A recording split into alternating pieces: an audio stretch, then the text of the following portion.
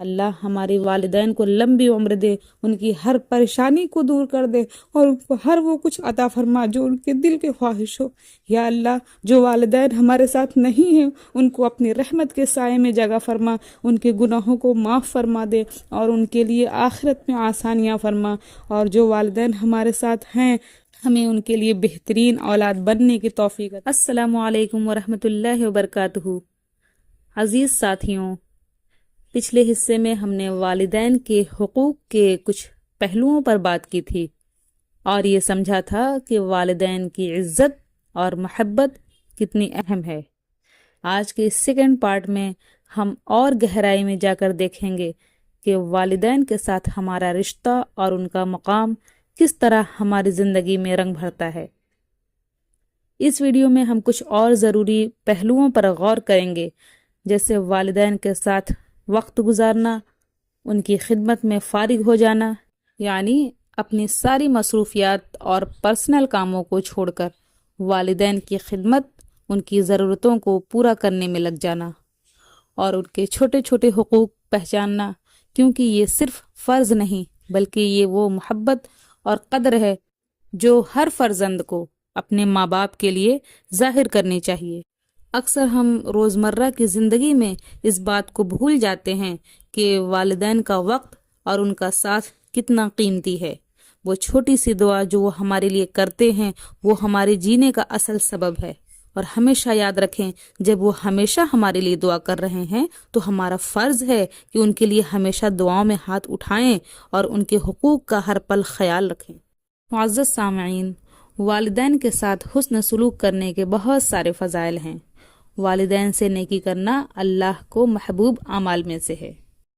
حضرت عبداللہ بن مسعود رضی اللہ عنہ کا بیان ہے کہ میں نے رسول اللہ صلی اللہ علیہ وسلم سے سوال کیا کہ ای العمل احب الی اللہ عز وجل، یعنی کون سا عمل اللہ تعالیٰ کو سب سے زیادہ محبوب ہے؟ تو آپ صلی اللہ علیہ وسلم نے فرمایا الصلاۃ علی وقتہا، یعنی وقت پر نماز ادا کرنا۔ میں نے پھر پوچھا کون سا؟ تو آپ صلی اللہ علیہ وسلم نے فرمایا ثم بر الوالدین، یعنی والدین سے نیکی کرنا۔ میں نے پوچھا پھر کون سا؟ آپ صلی اللہ علیہ وسلم نے فرمایا الجہاد فی سبیل اللہ، یعنی اللہ کے راہ میں جہاد کرنا۔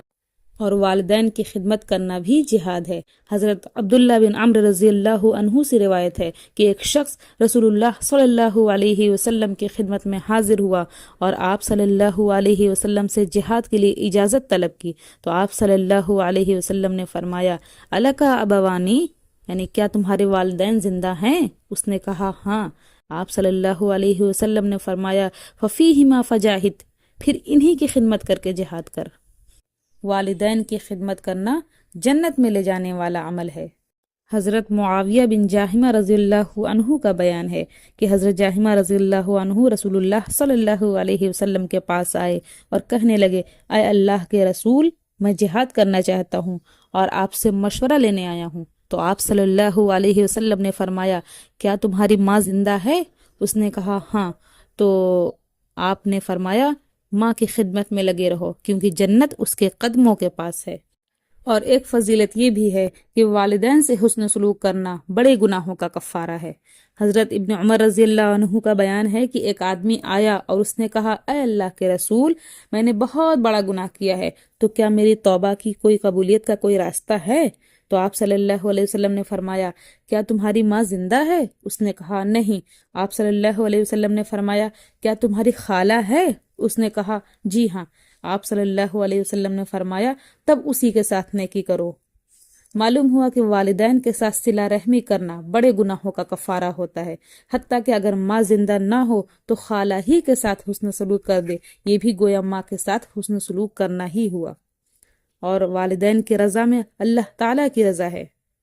ایک فضیلت یہ بھی ہے کہ والدین سے حسن سلوک کرنے سے عمر میں برکت اور رزق میں فراوانی آتی ہے۔ حضرت انس رضی اللہ عنہ سے روایت ہے کہ رسول اللہ صلی اللہ علیہ وسلم نے فرمایا جس شخص کو یہ بات اچھی لگتی ہو کہ اس کی عمر لمبی کر دی جائے اور اس کے رزق میں اضافہ کر دیا جائے تو وہ والدین سے اچھا برتاؤ کرے اور اپنے رشتہ داروں سے صلہ رحمی کرے، یعنی رشتہ جوڑ کر رکھے۔ والدین کی خدمت کرنے والے شخص کی دعا قبول ہوتی ہے۔ اللہ تعالیٰ والدین سے نیکی کرنے والے اور ان کی خدمت گزار انسان کی دعا کو قبول کرتا ہے اور اس کے اس عمل کی وجہ سے اس کی کئی پریشانیاں ختم کر دیتا ہے۔ معزز سامعین، والدین کی نافرمانی کرنا اور انہیں اذیت پہنچانا ایک بھیانک جرم ہے۔ والدین سے حسن سلوک کرنے کے فضائل کے بعد اب والدین کے نافرمانی کرنے اور انہیں اذیت پہنچانے اور ان سے بدسلوکی کرنے کے خطرناک نتائج بھی سماعت کر لیجئے ذرا۔ والدین کی نافرمانی کرنا کبیرہ گناہ ہے۔ حضرت ابو بکر رضی اللہ عنہ سے روایت ہے کہ رسول اللہ صلی اللہ علیہ وسلم نے فرمایا، کیا میں تمہیں سب سے بڑے گناہ کے بارے میں نہ بتاؤں؟ ہم نے کہا کیوں نہیں اے اللہ کے رسول؟ پھر آپ نے یہی سوال 3 بار کیا۔ اس کے بعد فرمایا، اللہ کے ساتھ شرک کرنا اور والدین کی نافرمانی کرنا اور انہیں اذیت پہنچانا۔ والدین سے بدسلوکی کرنے والا انسان اللہ تعالیٰ کی نظر رحمت اور جنت سے محروم ہو جاتا ہے۔ قیامت کے روز اللہ تعالیٰ 3 قسم کے لوگوں کی طرف دیکھنا تک گوارا نہیں کرے گا: والدین کا نافرمان اور ان سے بدسلوکی کرنے والا، ہمیشہ شراب نوشی کرنے والا اور احسان جتلانے والا، اور 3 قسم کے لوگ جنت میں داخل نہیں ہوں گے: والدین کا نافرمان اور انہیں اذیت پہنچانے والا، دیوس یعنی جس کے گھر میں بدکاری ہو رہی ہو اور وہ اسے خاموشی سے دیکھتا رہتا ہو، اور وہ عورت جو مردوں جیسی وضع قطع بناتی اور ان سے مشابہت اختیار کرتی ہو۔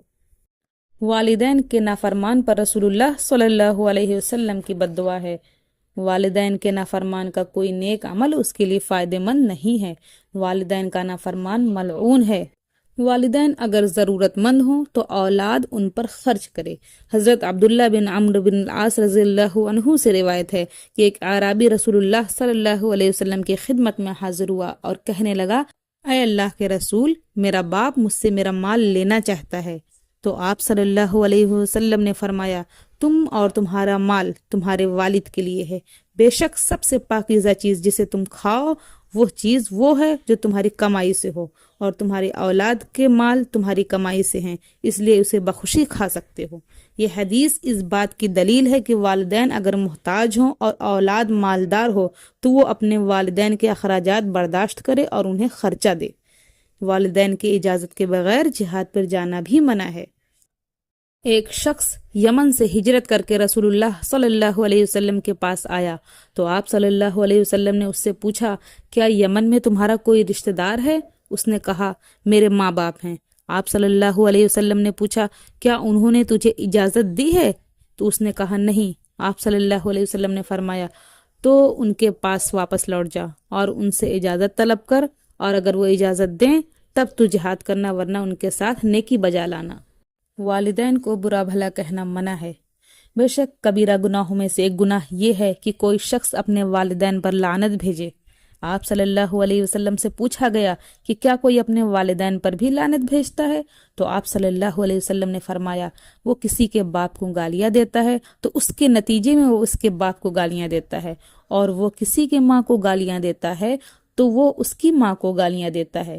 گویا کسی کے ماں باپ کو گالیاں دینے کے نتیجے میں اگر اپنے ماں باپ کو گالیاں پڑیں تو وہ اپنے والدین کو خود گالیاں دینے کے مترادف ہے، اور کسی اور سے گالیاں دلوانا ویسا ہی ہے جیسے خود ان کو گالی دے، اور یہ کبیرہ گناہوں میں شامل ہے۔ میرے عزیز ساتھیوں، والدین کے حق میں دعا کرنا چاہیے۔ اللہ تعالیٰ نے والدین کے حق میں ان الفاظ کے ساتھ دعا کرنے کا حکم دیا ہے، رب ارحمہما کما ربیانی صغیرا۔ لہٰذا والدین کے حق میں یہ دعا ضرور کرنی چاہیے۔ اور حضرت ابراہیم علیہ السلام نے والدین کے حق میں یوں دعا کی تھی، ربنا اغفر لی ولی والدی وللمؤمنین یوم یقوم الحساب۔ آج اس ویڈیو میں اس سلسلے کو یہیں پر ختم کرتے ہیں، اور دل سے دعا کرتے ہیں کہ اللہ تعالی ہمیں اپنے والدین کا حق ادا کرنے کی توفیق عطا فرمائے۔ اللہ تعالی ہمیں ان کے ساتھ ہمیشہ عزت اور محبت سے پیش آنے کی، ان کی خدمت کرنے کی اور ان کے لیے دعا کرتے رہنے کی عادت ڈالے۔ یا اللہ، ہمیں کبھی بھی ایسے الفاظ نہ نکالنے دینا جو ان کا دل دکھائے۔ ہمیشہ ان کے ساتھ عزت اور نرمی کے ساتھ پیش آنے کی توفیق عطا فرما۔ اگر ہم سے کوئی خطا ہو گئی ہو تو اس کو معاف فرما دے، اور ہمارے والدین کے دل کو ہمیشہ ہمارے لیے راضی رکھ۔ یا اللہ، ہمارے والدین پر اپنا خاص کرم فرما، ان کی زندگی کو خوشیوں اور صحت سے بھر دے، اور ان کا سایہ ہمیشہ ہمارے سر پر سلامت رکھے۔ اللہ ہمارے والدین کو لمبی عمر دے، ان کی ہر پریشانی کو دور کر دے اور ان کو ہر وہ کچھ عطا فرما جو ان کے دل کے خواہش ہو۔ یا اللہ جو والدین ہمارے ساتھ نہیں ہیں ان کو اپنی رحمت کے سائے میں جگہ فرما، ان کے گناہوں کو معاف فرما دے اور ان کے لیے آخرت میں آسانیاں فرما، اور جو والدین ہمارے ساتھ ہیں ہمیں ان کے لیے بہترین اولاد بننے کی توفیق عطا فرما، آمین۔ السلام علیکم۔